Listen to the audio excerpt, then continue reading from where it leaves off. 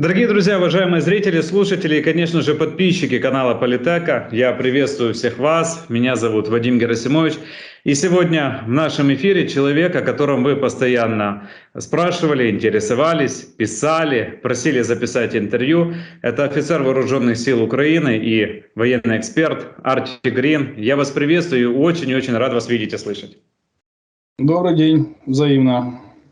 Начиная с 24 февраля, я помню, мы с вами несколько интервью записали, потом была очень длительная пауза по понятным причинам. Вы, участник российско-украинской войны, воевали на Херсонском направлении в том числе. Скажите, пожалуйста, как вы оцениваете текущую ситуацию на фронтах? Ну, сейчас небольшая пауза оперативная, но она как бы не совсем пауза. То есть идет интенсивные бои на линии соприкосновения. Ежедневно противник несет потери интенсивные, ведя штурмовые действия. Тут и на Бахмутском направлении, вообще на всем Донецком направлении. На остальных направлениях относительно затишье, хотя я слышал, что это там на Запорожском произошло, но как бы так ничего из ряда вон выходящего. Но на Донецком направлении там они могут там недели-две там сражаться за один дом. Вот. То есть продвижение такое может быть на один дом в неделю. Ну, где-то так оно идет. Но потом, когда мы придем к контрнаступлению, я думаю, темп немножко другой у нас получится. Вы рассматриваете, кстати, вот эту войну как шахматную партию. Скажите, пожалуйста, вот какое событие должно произойти на фронте, чтобы это означало мат Путину и его путинской армии? Ну, вы знаете, на такой войне может мата не оказаться. Да? Он попытался поставить мат нам, но как бы не хватило у него для этого сил, ресурсов, а у нас хватило, чтобы отбиться. А вот нам поставить ему мат, это, в принципе, нереально, потому что вряд ли мы закончим в Москве. У нас не хватит ресурсов оккупировать столь огромные территории страны, которая больше Украины в несколько раз. Поэтому это будет не мат, это будет, скажем так, предложение или обоюдное согласие сторон на какие-то условия прекращения боевых действий.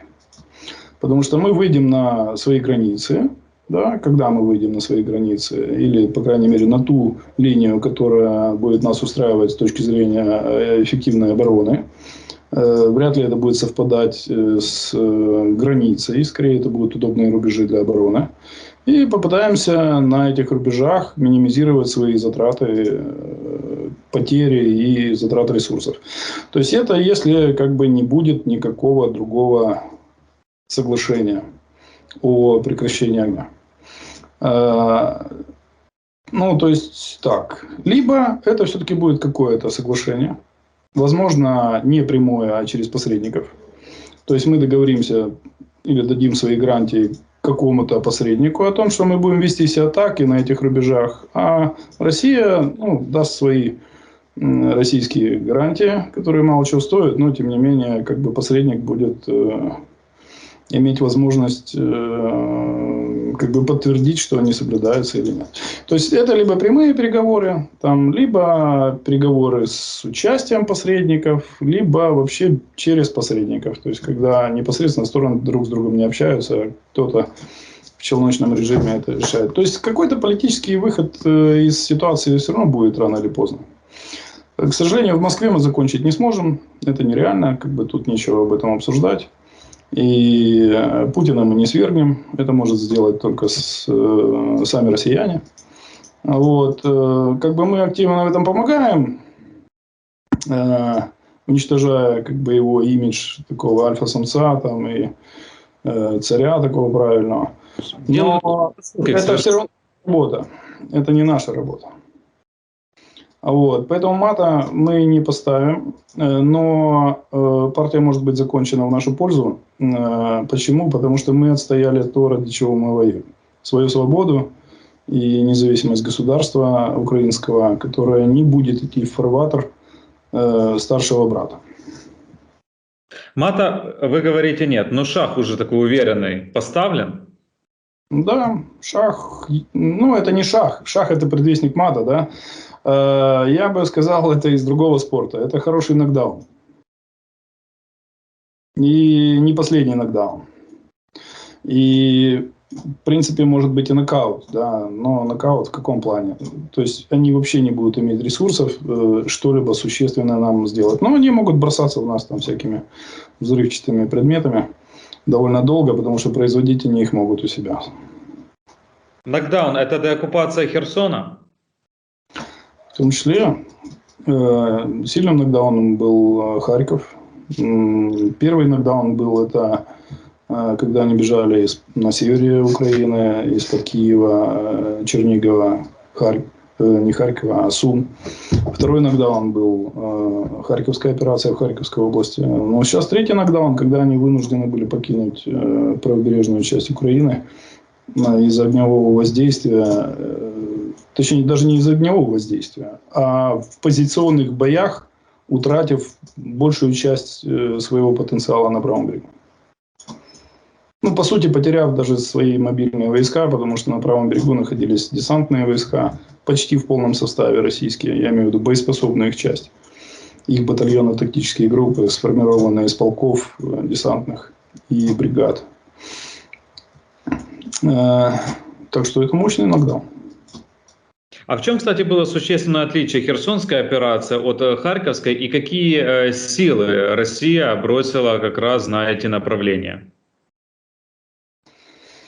Ну, Харьковская операция, и там была их элита, скажем так. Да. Если на Харьковском фронте находилась их элита, скажем так, сухопутных войск, это, там, насколько я помню, таманцы, кантемировцы, там, короче, парадные их дивизии Центрального военного округа, если мне память не изменяет, как он сейчас там называется. Надо отметить, что в этих дивизиях служат все мажоры, ну, то есть, как бы москвичи и подмосковичи, и как бы техника не укомплектована в полный рост и все такое, и там они оказались в очень затруднительном положении. Вот. Украинская армия внезапно прорвала фронт, и возникла реальная угроза оперативно-стратегического окружения основных сил противника на этом фронте. Поэтому они бежали, поэтому достаточно много трофеев, потому что делали они это быстро, через очень узкое горлышко бутылки. Ну, как бы потери существенные, и потери имиджа существенные, и потери как бы психологические для армии тоже существенные, потому что это была элита, это не чмобики какие-то там бежали. А если говорить там о кадыровцах, о ЧВКшниках, ну вообще о ЧВКшниках мы с вами отдельно поговорим, потому что это очень такая интересная тема. Ну, насчет кадыровцев я что-то не очень помню, сколько их там было на Харькове. Я не могу постоянно отслеживать там новостные вещи, а сам я в этой операции не участвовал, поэтому не знаю, что там с кадыровцами было. Вот. Но они обычно везде присутствуют, по крайней мере, на Херсонском направлении они присутствовали, но как-то тоже не очень, не так массово, как я их видел на Донбассе весной-летом. А что вы видели на Донбассе? Вот что происходило? И если говорить о текущей ситуации как раз на Донецком направлении, как вы оцениваете вот ситуацию, которая нынче сложилась на этом участке фронта? Ну, идут достаточно интенсивно штурмовые действия, но штурмовые действия малыми группами, то есть это вот такой вагнеровский стиль. Да, то есть штурмовые группы штурмуют там дом за домом, там, пытаясь отбить чего-то хотя бы чуть-чуть, получить хотя бы какие-то плюс 100 метров к себе.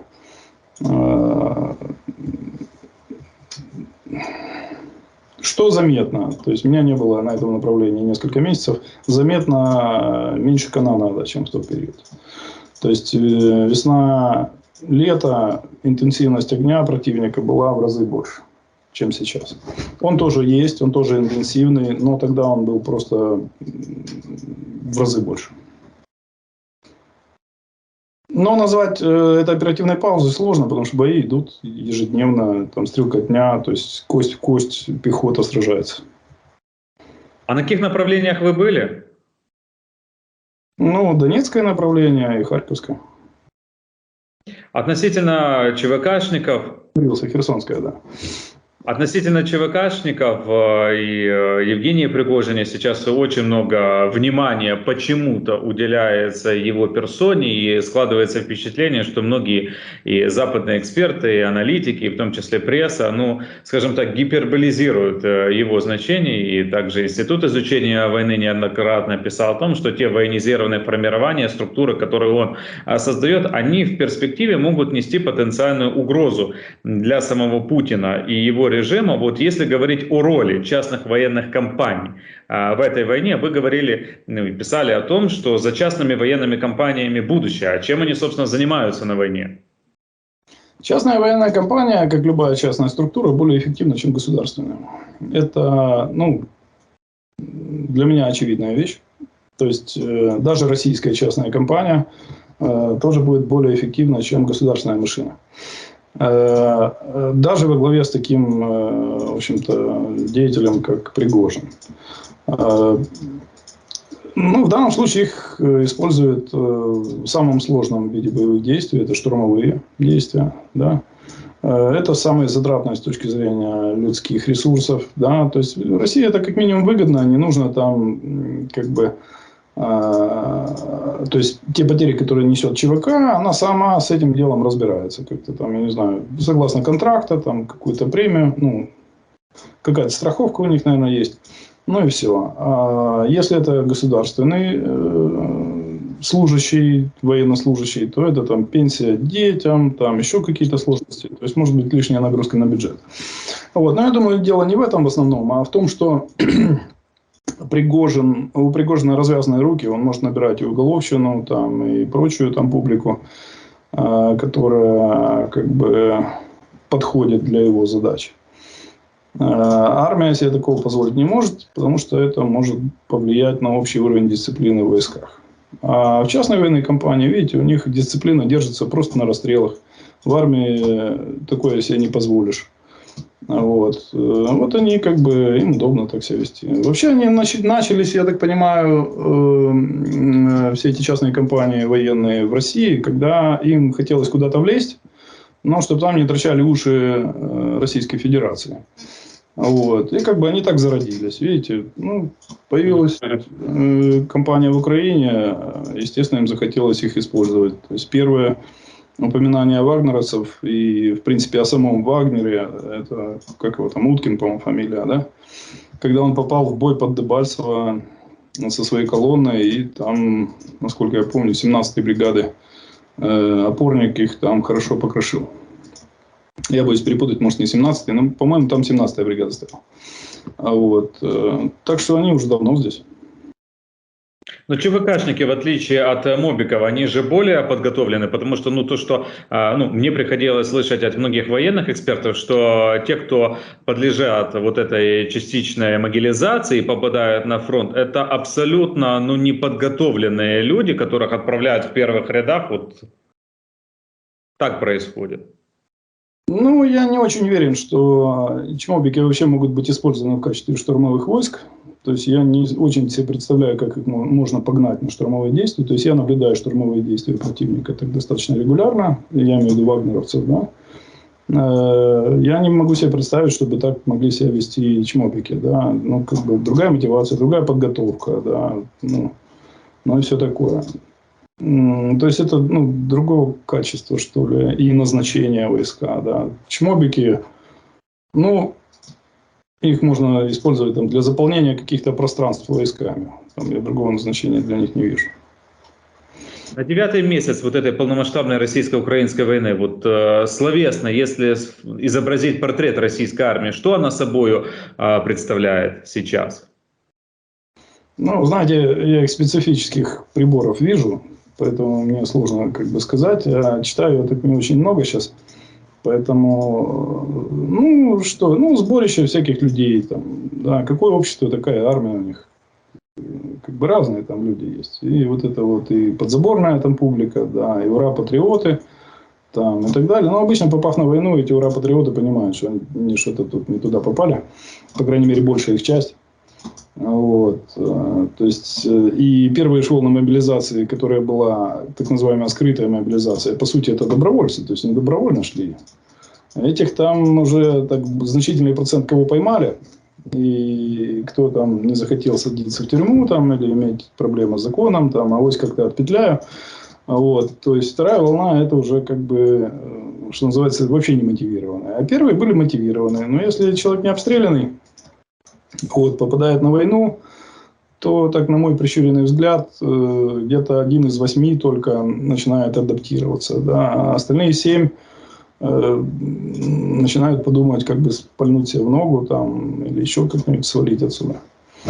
Вот, то есть мотивация улетучивается после первого же обстрела.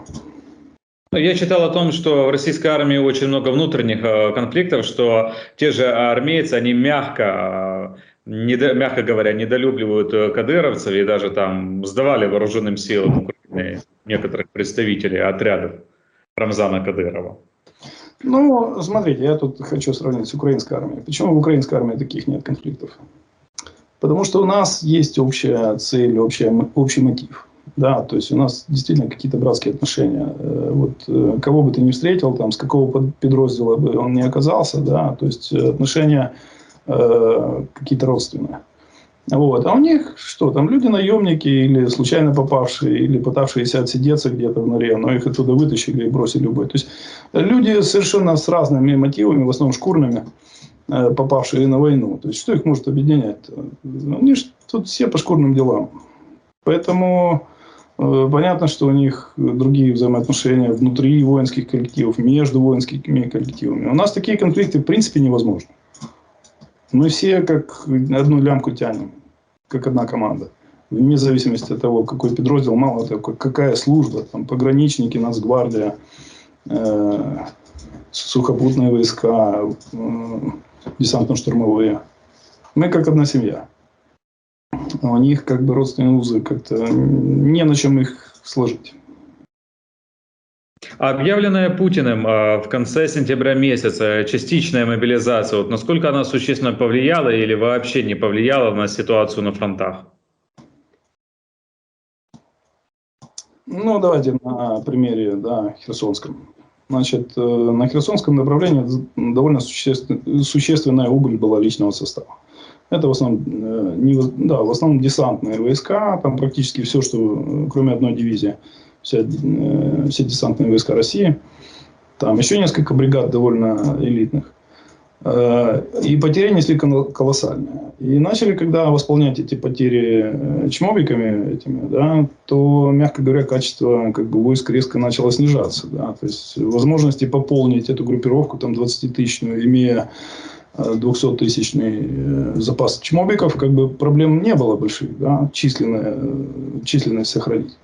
Но они абсолютно точно осознали, что качество войск снижается критично. И стойкость обороны достигнет рано или поздно, и скорее рано, такого уровня, что мы таких продавим, и закончится это весьма плачевно полным окружением, то есть выходом наших мобильных групп на переправы и окружением и разгромом всей группировки. Вот они от этого сбежали. То есть они поняли, что стойкость их войск, несмотря на не снижение их численности за счет чмобиков, падает кратно. Вот мой ответ. То есть даже когда чмобиков кидают в боевые подразделения в качестве пополнения, мы там некоторые перехваты читаем, то есть, ну, как бы видим отношение к этим чмобикам, и как бы отношение какое, как именно к боевому инструменту, да, как никакое. То есть, и кто там, чмобики, блин. Ну, то есть, они прекрасно понимают, что сами эти боевые подразделения прекрасно понимают, что на этих чмобиков там не положиться. Ничего не умеют, и ничего не хотят, и в случае чего упадут на дно окопа и будут ждать, пока их судьба свершится. А действительно, вот в российской армии вот происходит какой-то управленческий хаос, когда те же солдаты вообще не понимают, кто должен отдавать те команды, куда бежать, куда стрелять. Есть такое действительно? Ну, такой хаос везде бывает. Если помните, у нас тоже были сложности, там, когда формировались подразделения, ну, и был неудачный выбор командиров, там наши некоторые деятели повылазили там в эфир, там рассказывали, какая беда, что они все брошенные, там, и так далее. То есть хаос всегда появляется, когда возникают, сложности, и, командование не умеет с ними справиться. Это может быть командир роты, батальона, там, бригады, вот этот уровень. Но у россиян, я не знаю, я как-то не отслеживаю, вот, что у них там происходит. Я вижу, что происходит на поле боя. А моделировать, ну, я когда-то курс прослушал военной психологии, могу помоделировать, но вряд ли это будет интересно. Как вы думаете, а почему так много российских генералов за 9 месяцев войны погибло в этой войне?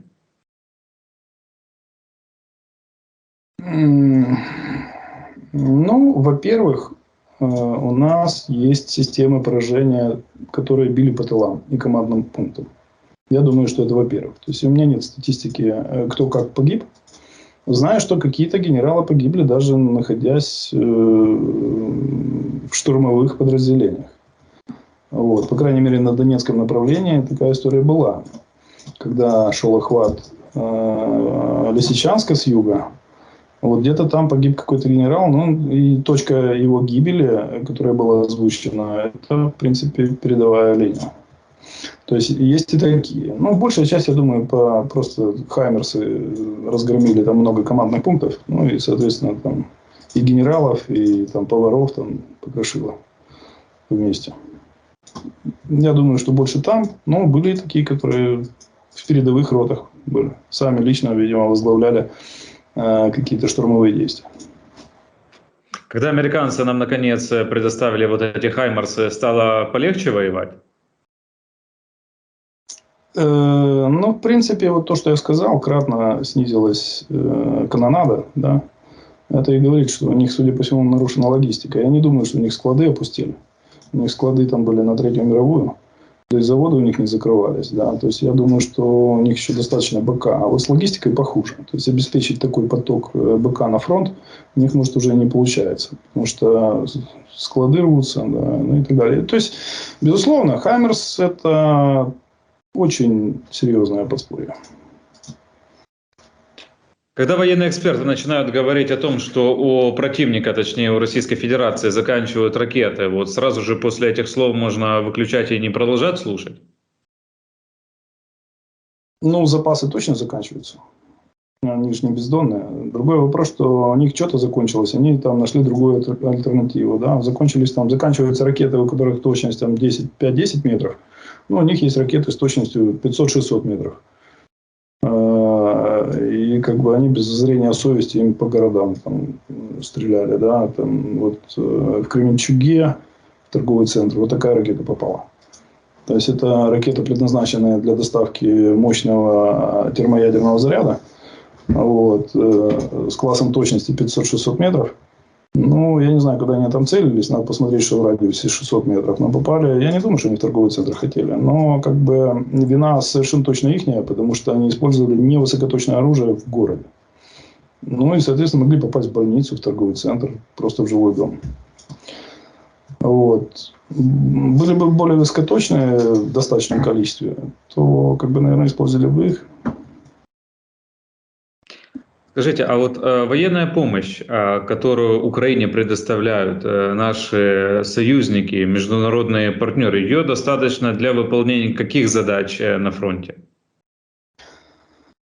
Ну, по крайней мере, для уже выполненных задач их было достаточно. Но надо понимать, что без этой помощи нам бы перейти в наступление было бы крайне тяжело и достичь успеха. Вот.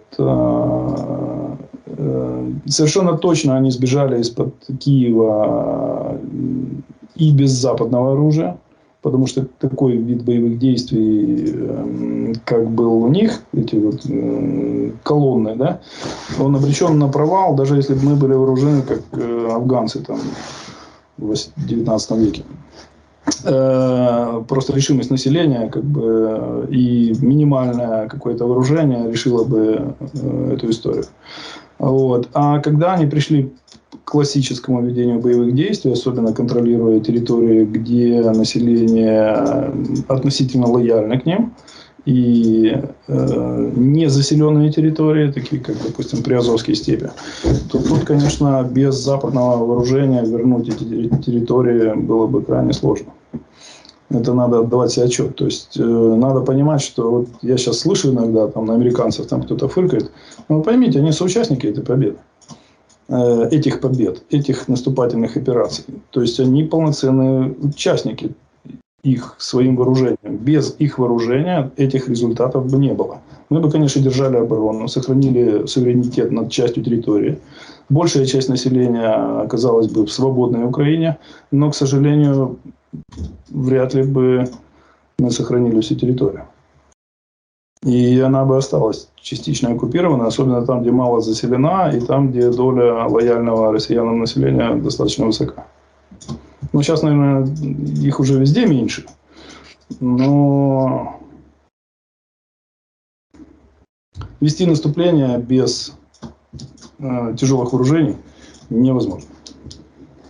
У нас, кстати, в тылу очень часто фыркают в адрес американского ленд-лиза. И вот в комментариях ко многим видео я замечал, что наши зрители и слушатели пишут: а что там с ленд-лизом? А он работает, он не работает, какая модель? Байден его подписал 9 мая. Вот относительно ленд-лиза, вот хотелось бы, чтобы вы внесли ясность в этот вопрос.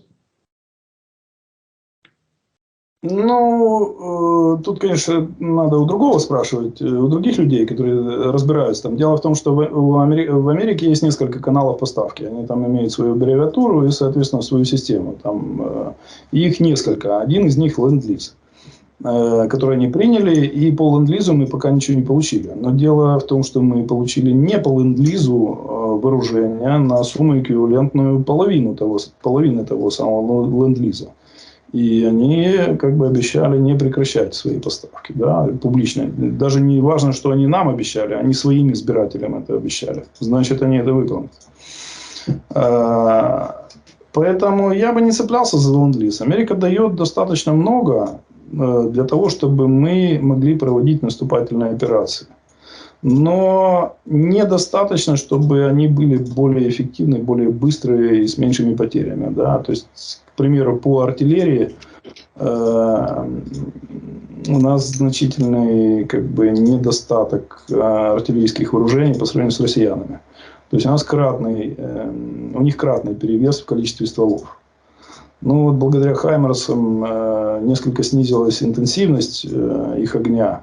А весной, летом на один наш выстрел оттуда летело 20. Что-то нарушение? Да, весной все хорошо. Вот. Сейчас пропорция значительно лучше, а все равно интенсивность их огня выше, чем нашего, даже на ключевых участках. На Донбассе, в частности, но уже нет такого кратного превосходства. Скажите, пожалуйста, а вот если говорить о железе, вот, которым воюет Россия, вот, чем они воюют? Ну, советские образцы, которые достаточно серьезно, глубоко модернизированы. Вот. Но, насколько я понимаю, у них очень серьезная убыль по именно модернизированной технике. Да? То есть, та же Харьковская операция, там, где придворные дивизии были, ну, по сути, бежали, да, оставив значительную часть вооружений. Очень значительная часть современных вооружений была оставлена на севере Украины при отходе. Там где-то там топлива не было, там заправить и уехать, и убегали пешком. Ну, то есть, наш так называемый там, русский ленд-лиз, вот, плюс пожгли достаточно много. Там же, когда они этими колоннами вклинились в Украину северную. То есть, у них идет убыль по современным. Поэтому они из заначек достают там старье всякое, типа Т-62. Ну, вот, БМД, допустим, я не знаю, сколько цифрами не владею, но на мое ощущение, что они вывели с правого берега не более 10% от БМД, которые у них были на там, 3 месяца назад. Остальные мы пожгли там доблестно. А БМД тоже в таких товарных количествах там вот так вот не изготовишь. Кстати, сегодня появилась информация о том, что, ну, об этом активно пишут там российские паблики, откровенно пророссийские, что в конце января Путин может объявить всеобщую мобилизацию, мол, это необходимо для того, чтобы победить в войне с Западом, ну, потому что российская пропаганда говорит о том, что они воюют не с Украиной, а они воюют с этим коллективным Западом. Каким последствиям это может привести, если все же Путин объявит вот эту всеобщую мобилизацию? Вы знаете, я, честно говоря, думаю, что на понт берет. То есть даже, я думаю, что им частичная мобилизация показала, какой прок от этих чмобиков. Их надо кормить, обувать, одевать, там оружие где-то им искать, да, а понта от них мало.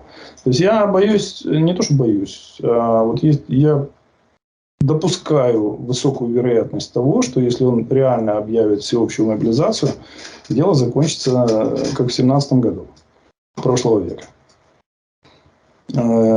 И, естественно, ему это как бы не нужно, потому что сейчас он сидит прочно, как бы любую, там, даже если, не даже если, а когда он потерпит реальное поражение и вынужден будет убираться с Украины полностью, да, он продаст своему электорату какую-нибудь пареную репу и останется на своем месте. Никакой не видно оппозиции какой-то существенной в Российской Федерации, которая бы составляла для него угрозу. Вот. Но от придворных интриг или там заговоров, да, он обезопасил себя такими там преданными там бультерьерами, как Золотов, там, тот же Пригожин там, и так далее. То есть, почему Пригожин поднялся? Может быть, потому что вот он понимает, что это как Малюта Скуратов, да, не будет царя, не будет Малюты. Ну, соответственно, ни Золотова, ни Пригожина. Ну, вот он оградил себя этими людьми, там, создал кокон охраны. Ну и все, поэтому и всех держит в страхе. То есть я не вижу, как он может потерять власть вот на сегодняшний день, ни одного сценария. Поэтому, ну, придется ему заканчивать войну, продать что-то там, поставить, придумают их пропагандисты, как это все преподать. Вот, там, в пункт какой-то прекращения огня впишут там абстрактное о том, что, значит, Украина не будет использовать фашистские символы в качестве государственных. Ну и все. Ну, я так образно сказал, да. Вот. И это продадут электорату как вот великое достижение. И, значит, денацификация произошла. Ну, что-нибудь в этом духе. То есть я не вижу смысла ему поднимать ставку до этого уровня. Потому что если он вооружит вот эти толпы людей, то рано или поздно его как бы из окна выкинут на штыки.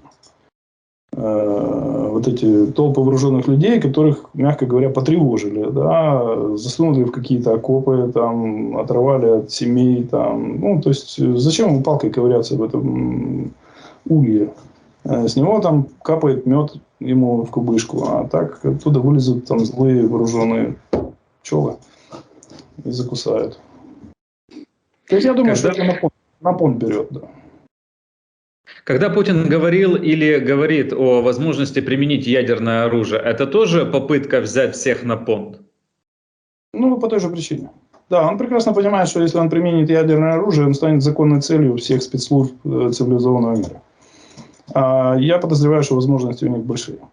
То есть, ну, как бы, он не смахивает на идиота. Он корчит из себя психопата, но на идиота он не смахивает. Даже вот те действия, которые на этой войне он проявил, да, отвод войск из-под Киева, да, из Херсонской области, говорит о том, что как бы вот в Дрим проигрывать он не хочет. Ему есть что терять, даже если он вот, реально уйдет на границы 91 года, включая Крым, ну, как бы он власть не потеряет. А если он совершит нечто такое, то он жизнь потеряет сразу. Ну, не сразу, но как бы затикает секундомер. Кстати, вот в тылу очень часто я слышу такое мнение от простых граждан, говорят следующее, что вот если бы Запад, там, те же Штаты были бы крайне заинтересованы в победе Украины и в поражении России, то очень быстро предоставили бы авианосцы, самолеты, всю необходимую технику, чтобы это не растянулось на вот эти 9 месяцев, а закончилось там к лету этого года. Что бы вы сказали относительно вот этого мнения? Ну, знаете, политика довольно циничная история, субстанция, точнее, да. То есть, если бы вот это все произошло сразу, да, то Путин бы тоже начал повышать ставку. То есть, а тут тактика мелких порезов таких. То есть, они увидели, во-первых, что Украина стойкая, да, то есть, выстояла. То есть, в принципе, риски пропали того, что это оружие там оптом попадет там Путину.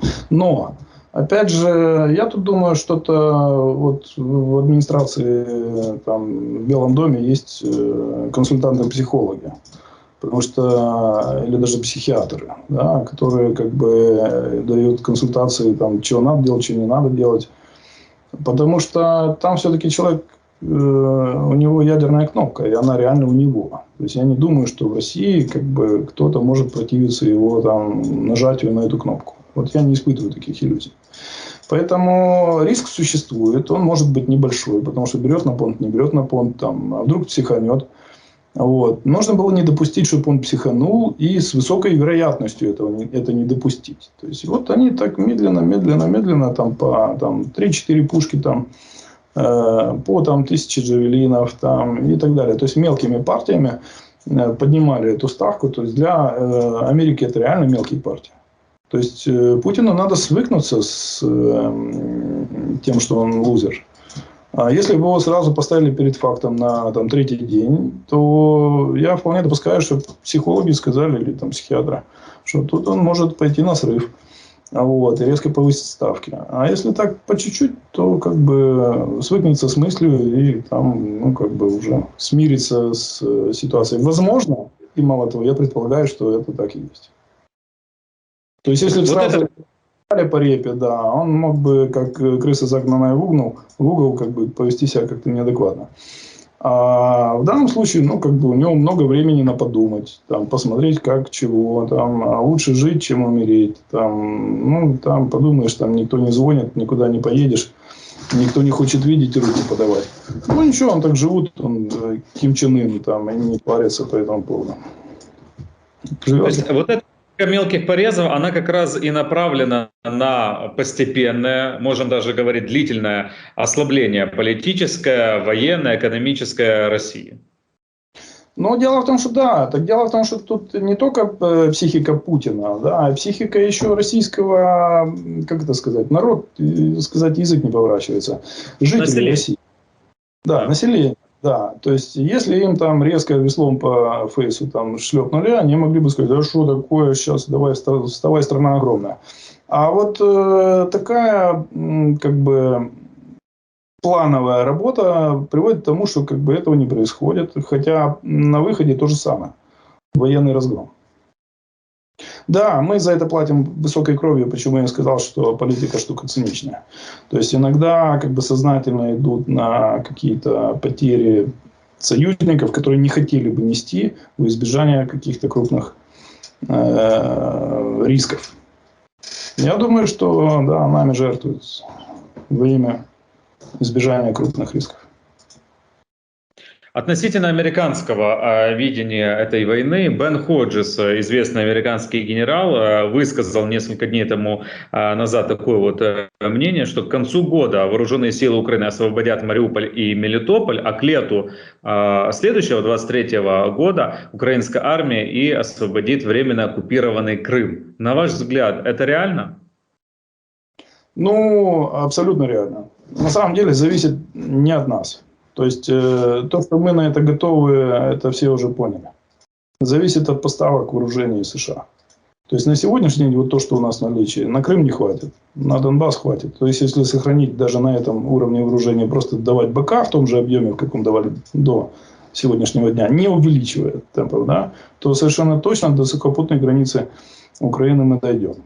А вот чтобы перепрыгнуть через Перекоп, это нужен качественный скачок других вооружений. Этими будет недостаточно. Ну и я повторюсь, я, в общем-то, не очень уверен, что это нужно делать Украине военным путем. То есть даже если будет такая возможность, я бы, например, не пошел на это. Потому что Крым в отношении населения будет не освобожден, а возвращен принудительно. Потом, может быть, там когда головы проветрятся после российской пропаганды, они все-таки 8 лет под российской пропагандой. Вы видите, что в России происходит? Там, правда, 22 года им голову полоскали. А этим как бы 8 лет. Но для меня было шоком, когда я понял, что произошло у них в головах за 22 года. Ну и как бы за 8 лет этот же инструмент принес аналогичные плоды и в Крыму.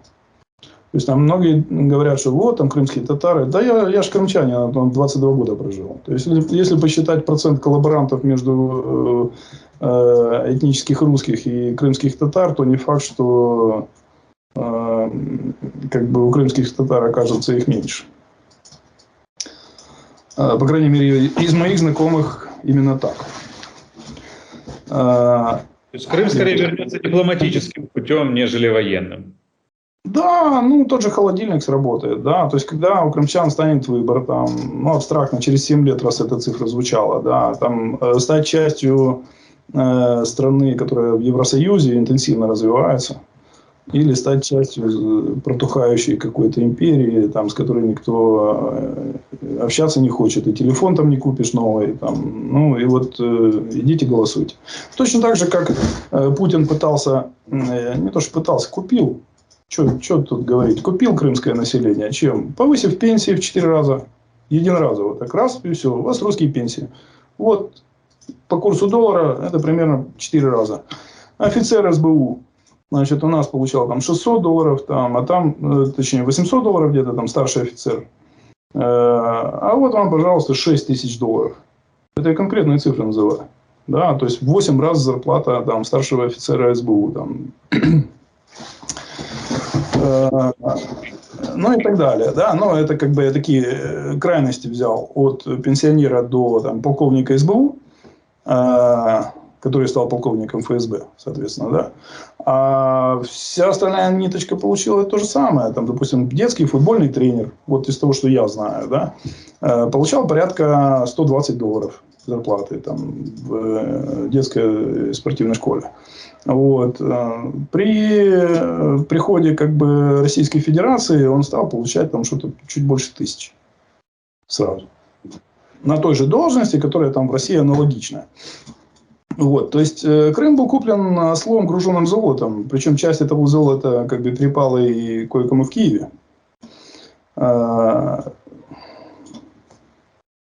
Ну и конечно, интересно было. Когда крымчане станут перед выбором жить в Европе или как бы в дремучей Азии, там, со всеми вытекающими тараканами азиатскими, то, я думаю, они радостно вспомнят, что они, оказывается, были украинцами. А каким, на ваш взгляд, должен быть статус Крыма после его возвращения? Потому что и предыдущая власть, и нынешняя власть декларируют о том, что это должна быть крымско-татарская автономия. А не кажется ли вам, что было бы правильно провозгласить Крым, сделать эту территорию просто областью, вот, Крымская область, и все, без каких-либо там правительств, там, автономии, парламента в местах? Мы это уже проходили, все. Вы знаете, я вам непопулярную вещь скажу. Я считаю, надо отмотать пленку в законе о языке и об образовании.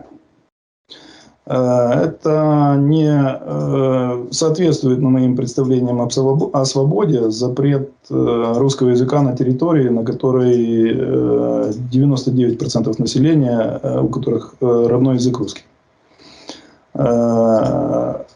Включая крымских татар, кстати. У многих крымских татар, как бы молодого поколения, родной язык русский. То есть у них крымско-татарский язык как второй. Я совершенно считаю, что это не соответствует моим представлениям о свободе. И мало того, я глубоко уверен, что вот эта норма, которая отменила 10-ю статью Конституции Крыма, о том, что русский язык, не являясь государственным, является языком официальным, и на нем может, вплоть до того, что судебные производства велись, если как бы не было как бы возражения у какой-то из сторон. Или на крымско-татарском, или на русском, или на украинском, по желанию сторон. Я считаю, это нормально. В Америке это нормально. Я считаю, это Америка самая свободная страна. Хоть на языке там, племени, забыл, как они там, говорящие с ветром, если устраивает всех участников. Это мои Да, представления. договор относительно языкового вопроса. Сейчас сильно не спорю по этому поводу. Я считаю, что вот этот закон был принят, и его протянули через парламент с подачи ФСБ. Мало того, я вам больше скажу. Вот это вот выключение из информационного пространства, там ВКонтакте запретили, да, там вот, и Одноклассники, там. Многие говорят о том, что это типа мы обезопасили, это наша гигиена. Да нет, это мы обезопасили Россию. Потому что там бои были, и в этих боях побеждали наши русскоговорящие украинцы. Вот мы сделали услугу ФСБ, а не наоборот. Да, конечно, там, ну, вообще термин информационная гигиена у меня вызывает рвотный рефлекс. Я совершенно солидарен с Илоном Маском, что запрет на получение информации – это нарушение прав моих. То есть я для того, чтобы посмотреть, что там на Московии, да, должен или делать какие-то сложности с компьютером, там, да, или купить у Илона Маска Starlink, потому что Илон Маск не поддерживает вот эти все глупости, которые я считаю ограничением своих свобод. Поэтому я считаю, что русский язык нужно вернуть в Крым, как минимум. Я вообще много чего считаю, что надо поменять в Украине. Да? То есть, вся Европа, она какая-то немножко наследница империи со своими там тараканами. Что бы вы еще поменяли? Да, много чего. Ну, например? Вот например, милиция не должна быть, или точнее полиция не должна быть федеральным органом, да, то есть государственным органом. Это абсолютно муниципальная служба, как уборка мусора, подметание улиц. То есть община должна нанимать себе людей, которые наводят порядок. Да, они действовать должны в соответствии с законом. Но это не назначенные Аваковым или кто там сейчас Монастырским, да, люди там сверху куда-то донизу. Это именно сервис. И этот сервис людей, которые там. Ну, вот, пожалуйста, в Америке так. В странах-наследницах империи, там, конечно, вот эта вертикаль вся жесткая. Да. Я считаю, что это принципиально, кстати. Те же судьи, там, ну и так далее. Вот что это меня будет судить человек, назначенный Януковичем. Причем мы все плюемся в этих президентов предыдущих, да, там, и в этом, наверное, будем плеваться. И нас судят люди, которые назначены этими людьми, которые там в коррупции с ног до головы. Ну, как бы это все неправильно. Вот, скажем так, Америка не идеальная страна, но многое мне там нравится больше, чем в Европе. По поводу языкового вопроса, да, действительно, это очень острая, дискуссионная, я бы даже сказал, конфликтная тема. Очень часто приходится слышать такой призыв: не общайся на русском языке, потому что это язык оккупантов. Вы с оружием в руках защищаете Украину и украинцев, но общаетесь на русском. Как быть? Да никак. Это свобода выбора, если это мой родной язык. Ну, считайте, я сейчас отшучиваюсь, когда, ну, мне тут тоже попадаются придурки, там, пару раз. Вот за всю войну 2 раза попались. Хотя я в самой бандеровской бригаде Украины служу. Не буду озвучивать, там, кто знает, догадается. Вот. Ну, как бы за все время 2 раза я услышал там фразу: а чему, типа, не украинскую? Или там даже не так. Там что-то, я сказал 70, он, может, 70. Можно 80. Вот. То есть я могу отшутиться, что это трофейное. Мол, это не оккупант, а трофей. Ну все. Это я думаю, что эта пена сойдет, когда мы закончим главные дела. То есть это не тот вопрос, по которому мы сейчас должны спорить, ссориться. Здесь на войне этих вопросов нет. Возвращаясь к теме Крыма, стало известно о том, что Сергей Аксенов, главный крымский российский оккупант, распорядился начать возведение фортификационных сооружений на территории Крымского полуострова, чтобы обезопасить крымчан. Противник, понятное дело, что активно готовится встречать, там, возможно, вооруженные силы Украины. Скажите, а вот какие силы противника могут быть сосредоточены на территории Крыма? Потому что в первую очередь, конечно же, мы вспоминаем Черноморский флот. Но что там еще есть в Крыму? Ну, я, во-первых, поправлю. Аксенов не оккупант, а коллаборант. А во-вторых, ну, войска – это такая субстанция мобильная, да, то есть, что там было, что там расквартировано, ну, там 810-я бригада морской пехоты, там, я по памяти там помню, да, Ну, соответственно, большая часть подразделений Черноморского флота, ну, вот эта 810-я бригада в том числе. Еще какие-то территориальные, ну, вот что-то, где 36-я бригада наша стояла, по-моему, тоже там, наверное, что-то стоит в Перевальном, там, авиации полно, там, ну, то есть, но дело в том, что войска во время войны – это такая текучая субстанция, нам вот перетечь оттуда сюда, там, даже не знаю, что ответить. Я не сильно изучал, как бы, расположение военных объектов в Крыму, но кроме Севастополя. Ну, видимо, что те активные августовские удары, которые были нанесены по территории Крыма, они, ну, потрепали нервы многим, там, которые находятся на территории Крыма, и вообще в целом в России так тревожно содрогнулись, когда стало неспокойно в этой так называемой родной гавани. Ну, в Саках накрыли, насколько я понимаю, авиацию, которая нависала над нашим южным фронтом. Вот, им там досталось, ну, немножко, как бы, их стало меньше. Хотя в масштабах, как бы, российской авиации, там, вы знаете, я считаю, что важнее убивать пилотов, чем самолеты. У них очевидный дефицит кадровый, а не железа. По авиации, по крайней мере. То есть найти там придурка, который полетит с высокой вероятностью погибнуть, или будет выполнять боевую задачу реально, как бы, не, ну, как бы, рискуя, а не выпуская там за хрен знает сколько километров, там, чтобы не зайти в зону поражения ПВО, ну, им все сложнее и сложнее. То есть мы видим, вот авиация ж никуда не делась, она вроде как летает, но ее боевая эффективность существенно снижена, потому что пилоты предпочитают не рисковать, а сбрасывают эти бомбы там очень издалека, очень свысока, поэтому очень неточно. Ну, ракета, опять же, высокоточное оружие, оно не беспредельное, ну, не бездонное. Вот. Поэтому авиация сейчас фактор такой, ушедший на второй план, и не только потому, что их позбивали все. Да? То есть мы сбили там не больше 10% или около того, может 15%, я там не отслеживал авиации, боевой авиации России, но ее боевая эффективность существенно снижена, потому что, ну, явно не хотят рисковать. То есть действуют более точно, более прицельно. Дефицит, я подозреваю, что очень многие поотказывались. То есть у них пилотов, готовых сесть за штурвал и полететь бомбить Украину, я уверен, меньше, чем таких боевых самолетов. Поэтому я больше радовался гибели этих пилотов, которые выполняют эти боевые задачи. А разделяете ли вы мнение большинства западных экспертов относительно того, что вот эта война – это прежде всего война артиллерии? Как я могу это не разделять? Я что же артиллерист? Безусловно, артиллерия является основным огневым фактором. Ну, вот я недавно там, что-то руки дошли, подсмотрел там, ну как недавно, несколько месяцев назад, там Гиркин что-то выступил, на него была какая-то ссылка, я откопал это видео, и слава Илону Маску, как бы, доступ к российским ресурсам Маск не блокирует. Нашел я это интервью и прослушал его. Так вот, он там проговорился, что по их статистике 97% ранений и поступающих в госпиталя осколочные. 97%.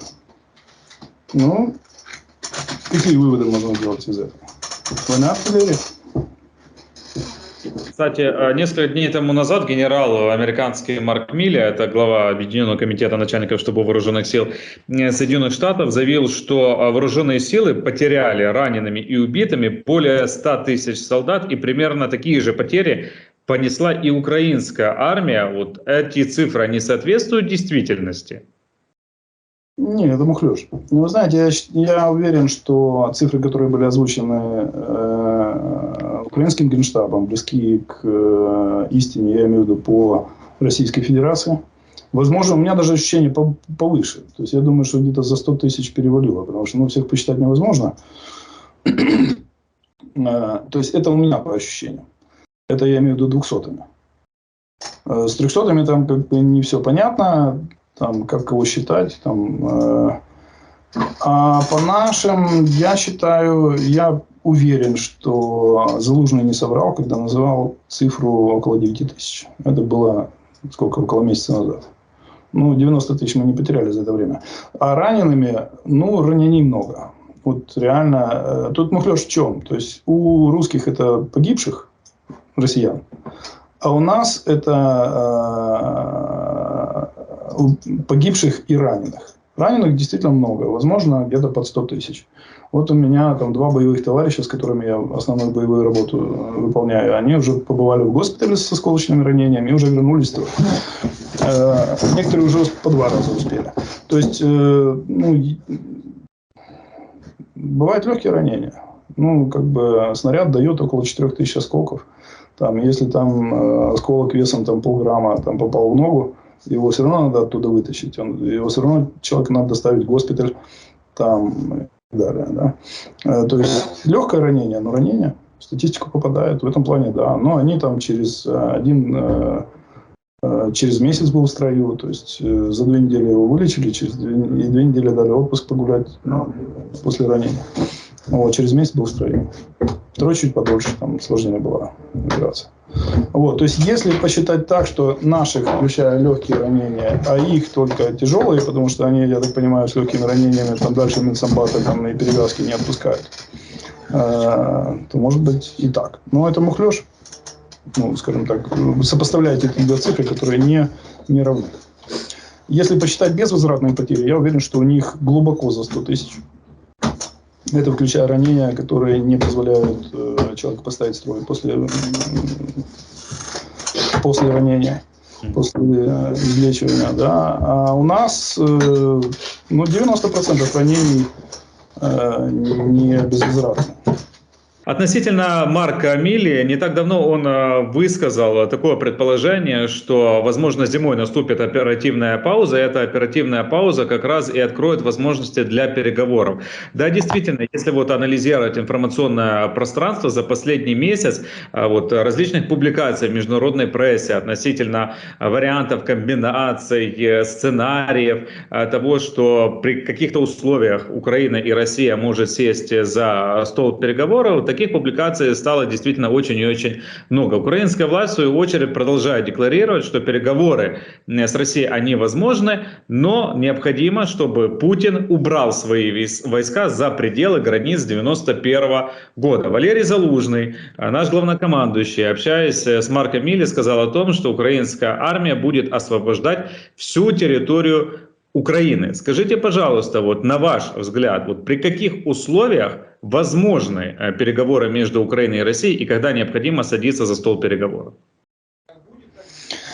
Ну, я еще хочу напомнить, что и министр обороны высказался, но он высказался немножко по-другому, что Крым будет освобожден в результате дипломатических или переговорных процессов, или дипломатии, то есть не военным путем.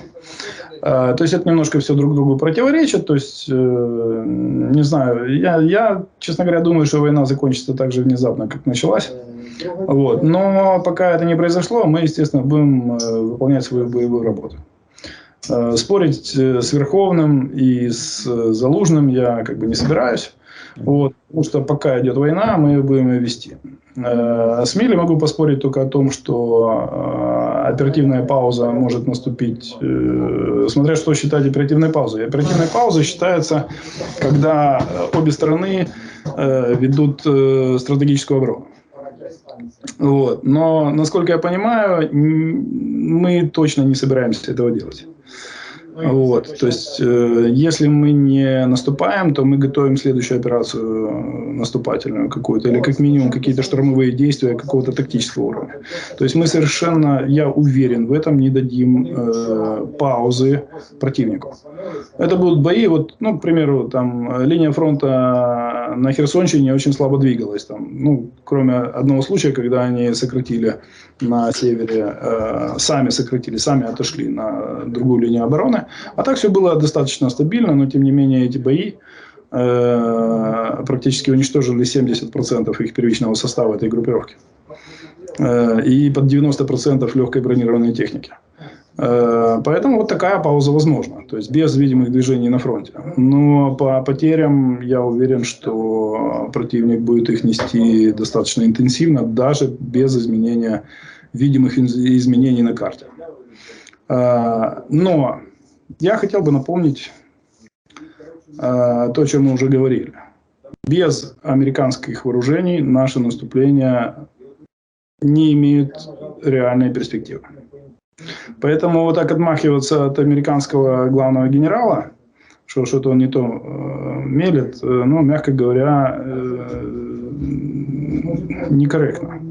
То есть наша победа, все наши победы, все наши наступления, в них соучастниками полноценными вооружениями, поставкой вооружений и БК присутствует даже Америка, и не только Америка.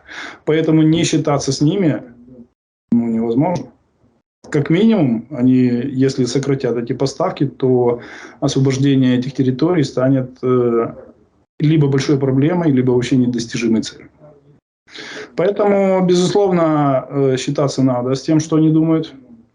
Если они считают, что пора переходить к переговорам, надо выслушать, почему, причины, аргументы, что, как они себе представляют. А не так, что сейчас звучит в информационном пространстве, и, кстати, американцы часто это говорят, типа Украина сама будет решать, что является. Там мы можем решить что угодно, но без американского оружия мы просто не сможем это решить. Я имею в виду в военном плане решить эти задачи. И это надо обязательно учитывать всем. Это я не совет Верховного, он сам разберется. У него там советники есть. Главком сам разберется, где, когда, что наступать. Но обыватели, которые сейчас кричат там и плюются в сторону Мили, что он там не в свое дело полез. Почему не свое? Свое, они соучастники процесса. Полноценные. Вот примерно так. Скажите, пожалуйста, уже мы приближаемся к завершению нашего с вами эфира. Лично для вас, что будет означать победа в этой войне? И что такое победа для вас? Ну, что я здесь делаю вообще? Да, я считаю, единственное, за что есть смысл воевать, это свобода. Так вот, сохранение свободы – это единственный мотив, зачем. То есть, не Крым, не язык, не там еще какие-то там эфемерные вещи. Там, не символы, там, пусть они даже государственные, да, а вот именно свобода. Свобода людей, люди встали за свою свободу, и я, обладая тем же паспортом, что они, стал рядом с ними. И вот мой мотив в этой войне. Сохранить свободу людям, которые полны решимости сохранить ее для себя. Вот и все. А вот это все география, там, флаги, символы, языки, там, вышиванки, косоворотки, это как бы совершенно не то, или там парады на Красной площади, там, это совершенно не то, что меня интересует, когда я принимаю решение взять в руки оружие. Поэтому, если свобода сохранена, то это уже победа. То есть, я скажу больше, если мы бы не удержали Восточную Украину и встали бы по Днепру, то я бы тоже это считал победой, потому что у людей на левом берегу, ну, было бы право выбора там, переехать на правый берег, и Украина бы сохранилась. Это тоже была бы победа. Она была бы не полной, но тоже была бы победа, потому что цель агрессора была лишить свободы Украины. Ну, я, конечно, загнул там насчет правого берега, но я имею в виду, если бы они встали по той территории, где бы они имели шанс формировать из коллаборантов администрацию, полицию там, и так далее. Не буду перечислять, все знают, какие это территории. Херсон в этот список не входил совершенно точно. И Херсонская область. Как выяснилось, и Харьков мы недооценили, как патриотичный город. И так далее. То есть, но я считал бы победой то, что враг отстал от украинцев свободных. Мы, в принципе, и в 2015 году победили. То есть, их творческие планы сделать из Украины свой как бы домен не состоялись. Даже несмотря на то, что они захватили 2 областных центра и некоторую территорию вокруг них. Мы все равно победили. Мы остановили тогда агрессора. И у людей был выбор переехать на нашу территорию, на территорию свободной страны и быть здесь. Поэтому я и говорю, что сейчас вот Крым мы не освобождать будем, а возвращать, если будем. И я не готов платить цену кровью за именно возвращение территории. У меня к территориям отношения, в общем-то, не очень.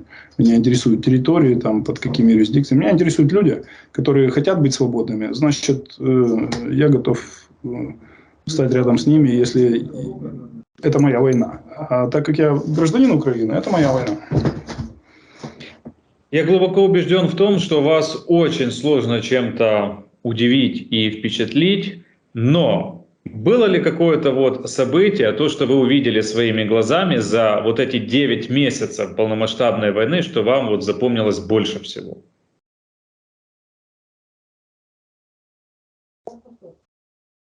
Ну, интенсивность обстрелов, да. Вот весной, когда они продавливали Попасную, я работал и видел своими глазами, что происходит в Попасной. Я получил впечатление. Там стояла 24-я бригада, и ее просто смешивали с осколками камней, и артиллерии, и авиации, и так далее. То есть, вот Попасная мне врезалась в память. Ну, как бы, хотя это, в принципе, ожидаемо было. Но такая интенсивность я ее видел в первый раз. Хотя я был в Дебальцево тоже достаточно интенсивные обстрелы, но что они творились в Попасной, мне врезалось в память. Ну что же, будем завершать. Огромное вам большущее спасибо за то, что в непростых условиях, но все же нашли время для нашей аудитории, вышли на связь. Еще раз вам благодарность за это, и не только за это, а за то, что с оружием в руках воюете за свободу, за Украину и за украинцев. Артем Грин, военный эксперт и офицер Вооруженных сил Украины, был сегодня вместе с нами на Политека. Спасибо нашим зрителям, слушателям, подписчикам. Все буде Украина и до новых встреч. Берегите себя. До свидания.